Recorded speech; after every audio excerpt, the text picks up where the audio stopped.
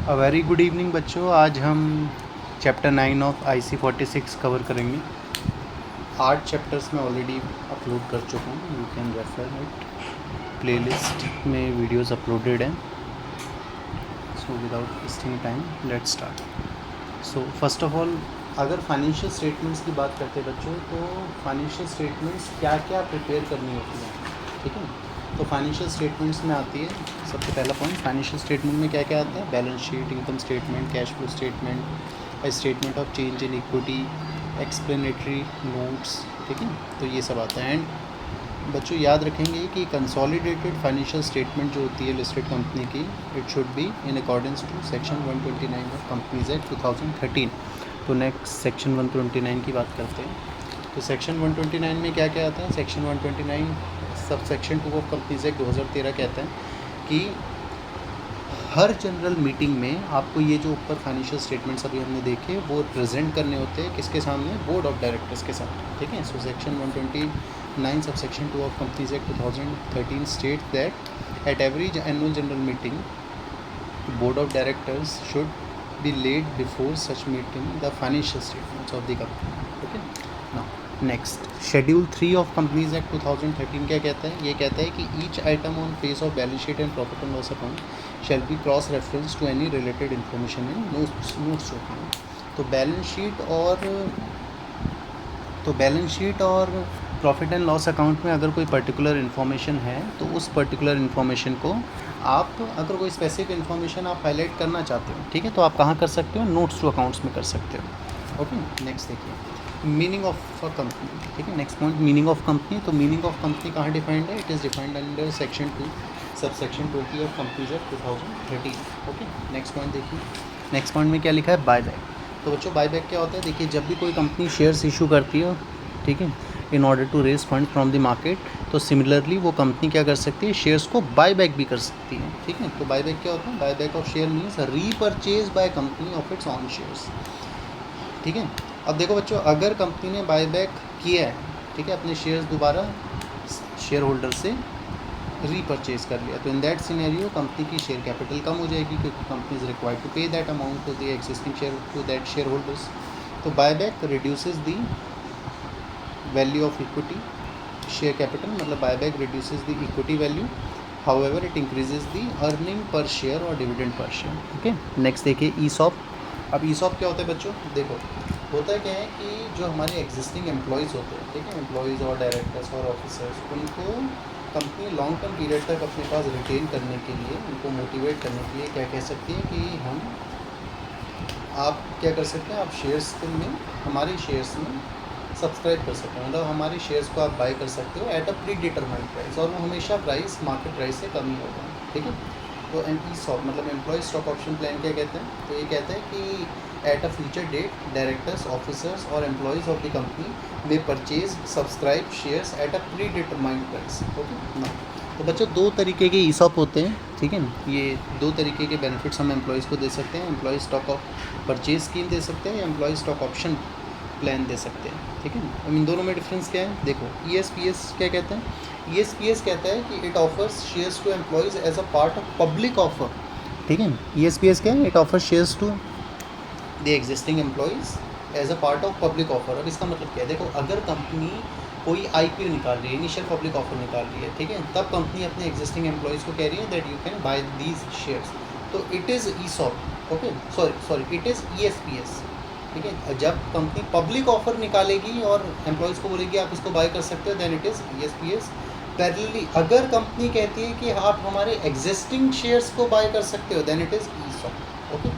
So if company grants options to employees to buy its existing shares, it is ESOP। वहीं company अगर public offer में participate करने के लिए benefit employees को दे रही है, तो इट इज़ ESPS, ठीक है, सिंपल ना। नेक्स्ट देखिए बच्चों, नेक्स्ट क्या लिखा है? नेक्स्ट लिखा है अकाउंटिंग वैल्यू। अभी अकाउंटिंग वैल्यू क्या है? तो देखिए, तो अकाउंटिंग वैल्यू, हम ESOP की बात कर रहे हैं, तो इस accounting value is the aggregate of fair value of options of all employees stock options granted during the financial year, ठीक है। तो अकाउंटिंग वैल्यू क्या होती है?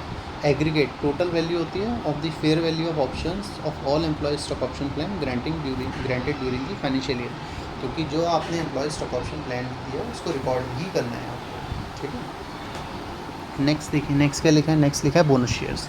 अब बोनस शेयर्स क्या होते हैं, तो देखिए बोनस शेयर्स एक तरीके से आप अपने एग्जिस्टिंग शेयर होल्डर्स को एक सेंस ऑफ मोटिवेशन प्रोवाइड कर रहे हो कि that you should retain our stock for the long term period. अब बोनस शेयर्स होते क्या हैं, तो अगर मैं कोई अपना पास्ट अनडिस्ट्रीब्यूटेड प्रॉफिट जो था, मतलब एग्जांपल मेरा कोई पास्ट प्रॉफिट था, ठीक है, पिछले साल मुझे कोई प्रॉफिट हुआ जो मैंने डिस्ट्रीब्यूट नहीं किया, ठीक है, क्योंकि देखो अगर कंपनी कोई भी इन्वेस्टर कंपनी के शेयर्स खरीद रहा है तो पैरेलली उसको क्या करना है, he is required to he is entitled to receive dividend in at the time of profit, ठीक है। कंपनी को प्रॉफिट हुआ तो कंपनी डिविडेंड दे सकती है, नहीं हुआ तो कंपनी नहीं देती। तो अगर कभी कंपनी का कोई अनडिस्ट्रीब्यूटेड प्रॉफिट था, ठीक है, जो कंपनी ने डिस्ट्रीब्यूट नहीं किया था, ठीक है, तो कंपनी क्या कर सकती है, उस अनडिस्ट्रीब्यूटेड प्रॉफिट के बिहाफ पे बोनस शेयर्स इशू कर सकती है। तो if company decides to distribute past undistributed profit, in that scenario it can issue bonus shares, okay. अब कुछ चीज़ें बच्चों याद रखना है कि bonus shares shall not be issued in lieu of dividend. ऐसा नहीं होना चाहिए कि कंपनी को अगर किसी साल प्रॉफिट हुआ और कंपनी प्रॉफिट नहीं देना चाहती, कंपनी प्रॉफिट के फॉर्म में डिविडेंड डिस्ट्रीब्यूट नहीं करना चाहती अपने शेयर होल्डर्स को, तो कंपनी डिविडेंड डिस्ट्रीब्यूट की जगह बोनस शेयर्स इशू नहीं कर सकती, ठीक है। बोनस शेयर्स डिविडेंड के बदले में इशू नहीं हो सकते, ठीक है, ध्यान रखें। नेक्स्ट आगे बढ़िए, नेक्स्ट क्या लिखें, सेबी गाइडलाइन। सेबी गाइडलाइंस मतलब बोनस शेयर्स से रिलेटेड तो सेबी की गाइडलाइंस हैं, तो ध्यान से सुनिए। तो सेबी क्या कहते हैं, हमारा securities and exchange board of India securities market का रेगुलेटर है सेबी।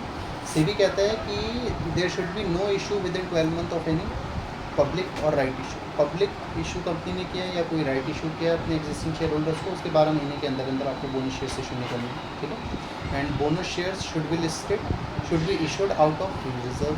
बोनस शेयर्स आपको फ्री रिजर्व, जो प्रॉफिट में से फ्री रिजर्व बनते हैं उसमें से इशू करने हैं। Revaluation reserve can not be use for the issue, ठीक है। बोनस शेयर्स रीवैल्यूएशन रिजर्व से आप बोनस शेयर्स इशू नहीं कर सकते, ठीक है। नेक्स्ट देखिए, नेक्स्ट क्या लिखा है, नेक्स्ट लिखा हुआ है TDS, tax deducted at source.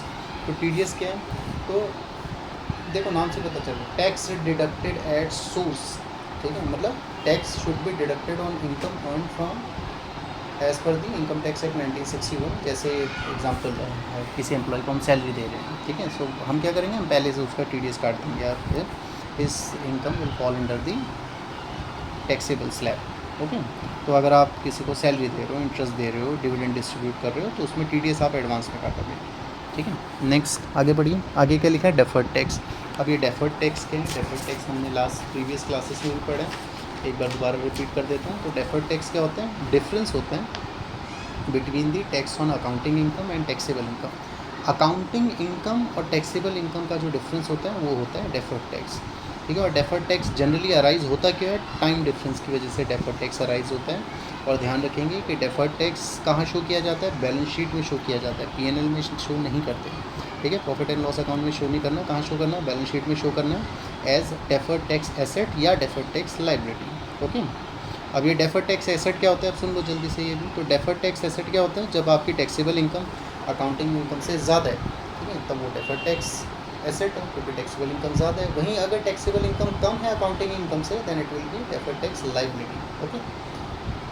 Okay बच्चों, अच्छा एक कंटेंट डेफर्ड टैक्स अगर पढ़ा तो करंट टैक्स भी सुन लो। करंट टैक्स क्या होता है, तो टैक्स जो कैलकुलेट किया जाता है टैक्सेबल इनकम पे, ठीक है, टैक्सेबल इनकम पे जो टैक्स कैलकुलेट होगा उसी को हम बोलते हैं करंट टैक्स, ठीक है। नेक्स्ट पॉइंट देखिए, मैनेजेरियल रेम्यूनरेशन। अब मैनेजेरियल रेम्यूनरेशन क्या होता है, तो सेक्शन 197 कहता है कि जो रेम्यूनरेशन आप पे करते हो डायरेक्टर्स को, उसको क्या बोला जाता है, managerial remuneration, and it shall not exceed 11% of the net profit of the company, ठीक है। मैनेजेरियल रेम्यूनरेशन क्या होता है, मैनेजेरियल रेम्यूनरेशन होता है जो आप रेम्यूनरेशन पे करते हो डायरेक्टर्स को, और ये 11% of net profit of the company से ज़्यादा नहीं होना चाहिए, ठीक है। नेट प्रॉफिट से 11% से एक्सीड नहीं करना चाहिए। अब इसके कुछ डिफरेंट क्राइटेरियाज भी है, जैसे अगर आप डायरेक्टर्स की हम बात कर रहे हैं तो डायरेक्टर्स की बहुत सारी कैटेगरीज होती है। लाइक अगर आप फुल टाइम डायरेक्टर्स या मैनेजिंग डायरेक्टर्स को मैनेजेरियल रेम्यूनरेशन दोगे तब आप नेट प्रॉफिट का 5% दोगे, वहीं, ठीक है। अच्छा हाँ, इसमें कंडीशन क्या है, अगर फुल टाइम डायरेक्टर या मैनेजिंग डायरेक्टर को दे रहे हो जहाँ पर सिर्फ एक है, ठीक है, मतलब एक होल टाइम डायरेक्टर या मैनेजिंग डायरेक्टर है तब आप 5% दोगे वहाँ। वहीं अगर एक से ज़्यादा होल टाइम डायरेक्टर या मैनेजिंग डायरेक्टर है तब आप 10% दोगे। और नॉन एग्जीक्यूटिव डायरेक्टर्स की बात करते हैं तो if there is managing director और होल टाइम डायरेक्टर और मैनेजर तो आप 1% दोगे, ठीक है। नॉन एग्जीक्यूटिव डायरेक्टर के केस में अगर कोई भी MD WTD या मैनेजर है तो 1%, और दूसरे केसेस में, अदर केसेस में 3%, ठीक है। तो देखो आप सब ने देख लिया कि 11% से कोई भी अमाउंट एक्सीड नहीं करता, ठीक है। चलिए नेक्स्ट देखिए, नेक्स्ट क्या लिखा हुआ है। नेक्स्ट लिखा हुआ है अंडर राइटिंग। ये अंडर राइटिंग क्या चीज़ है, ठीक है। तो अंडर राइटिंग तो हमें पता ही है, अंडर राइटिंग में हम जनरली करते क्या है, हम रिस्क को असेस करते हैं, ठीक है। तो ध्यान से सुनिए, अंडर राइटिंग क्या है। Underwriting is a contract entered by the company with certain parties, जिसको हम अंडर राइटर्स कहते हैं, whereby they undertake in case of whole और एग्रीड पोर्शन ऑफ शेयर्स और debentures which are not subscribed by the public, then they will themselves take up shares debentures in consideration of commission। देखो ये वाला under writing का concept हम accounting sense में अगर देखें, वैसे तो अंडर राइटिंग जैसे हमारे इंश्योरेंस में अंडर राइटर क्या करते हैं, रिस्क असेस करके जो इंश्योर्ड है उसकी कंडीशन को असेस करके बताता है कि अच्छा देना चाहिए इंश्योरेंस, नहीं देना चाहिए, देना है तो किस रेट पे देना है। बट यहाँ अकाउंटिंग टर्म्स में अगर अंडर राइटर की बात करते हैं तो अंडर राइटिंग यहाँ पर क्या कहता है कि वो एग्रीड पोर्शन ऑफ शेयर्स और डिबेंचर्स जो सब्सक्राइब नहीं हुए, ठीक है, जो पब्लिक ने नहीं खरीदे, वो अंडर राइटर्स रेडी होते हैं बाय करने के लिए, ठीक है। They will themselves take up the shares and debentures and some considerations और कमीशन, ओके। चेक नेक्स्ट देखिए, नेक्स्ट क्या लिखा है, कॉल्स इन एरियर्स, ठीक है। कॉल्स इन एरियर्स क्या होता है बच्चों, तो कॉल्स इन एरियर्स क्या होता है, ये ट्रायल बैलेंस में रिप्रेजेंट करता है और ये वो अमाउंट होता है जो पे नहीं किया शेयर होल्डर्स ने, ठीक है, किसी कॉल पे। अब देखो होता क्या है, जैसे अगर शेयर होल्डर्स ने क्या किया, शेयर्स में खरीदने के लिए एप्लीकेशन, ठीक है। उसके बाद जब शेयर होल्डर्स शेयर्स को बाय करने के लिए एप्लीकेशन देते हैं, फिर अकॉर्डिंगली कंपनी क्या करती है, उसमें उस एप्लीकेशन के अकॉर्डिंगली अलॉटमेंट करती है, ठीक है। फिर अलॉटमेंट के बाद कम शेयर होल्डर्स को जब शेयर्स अलॉट हो रहे होते हैं तो अकॉर्डिंगली फिर पेमेंट होगी, ठीक है। फिर वो पेड अप कैपिटल बनती है। बट अगर मान लो वो पेड अप कैपिटल बन रही है तो उसी टाइम पे कंपनी क्या करती है, कॉल्स भी करती है। कॉल्स मतलब कि शेयर्स आपको अलॉट हो गए, नाउ यू हैव टू पे। सो अगर कोई भी स्पेसिफिक अमाउंट जो शेयर होल्डर ने कंपनी की कॉल पे नहीं दिया उसको हम बोलते हैं कॉल्स इन एरियर्स, ठीक है। नाम से पता चल रहा है आउटस्टैंडिंग अमाउंट है ये, ठीक है। और ये कॉल्स इन एरियर्स की बात करते हैं तो इसको ध्यान रखना, ये एडजस्ट किए जाते हैं बैलेंस शीट के अंदर, ठीक है। बैलेंस शीट में P&L में नहीं आता, ये बैलेंस शीट में आता है। और बैलेंस शीट में भी कहाँ आता है, लायबिलिटी साइड में आता है दिस अमाउंट। और इसको डिडक्ट किया जाता है कहाँ से, पेड अप कैपिटल से या कॉल्ड अप कैपिटल से डिडक्ट किया जाता है, क्योंकि अमाउंट नहीं आया ना इसलिए। तो बैलेंस शीट में आता है calls in arrears, liability side में आता है और पेड अप कैपिटल या कॉल्ड अप कैपिटल से डिडक्ट किया जाता है, ठीक है। नेक्स्ट देखिए, लास्ट पॉइंट क्या है, अनक्लेम्ड डिविडेंड। नाम से ही पता चल रहा है अनक्लेम्ड है वो, ठीक है। तो अमाउंट, अनक्लेम्ड डिविडेंड क्या होता है, amount of dividend not collected by share holders, ठीक है, एज द नेम सजेस्ट, जो डिविडेंड शेयर होल्डर्स ने कलेक्ट नहीं किया। अब सबसे बड़ा क्वेश्चन, अनक्लेम्ड डिविडेंड को कहाँ शो करते हैं, तो अनक्लेम्ड डिविडेंड को हम अगेन बैलेंस शीट में शो करेंगे, कहाँ पे, लायबिलिटी में, और लायबिलिटी के अंदर भी कहाँ पे, करंट लायबिलिटी में शो करेंगे, ठीक है। चलो तो आज की क्लास यहीं समाप्त करते बच्चों, आगे का कंटेंट नेक्स्ट क्लास में देखेंगे। Thank you.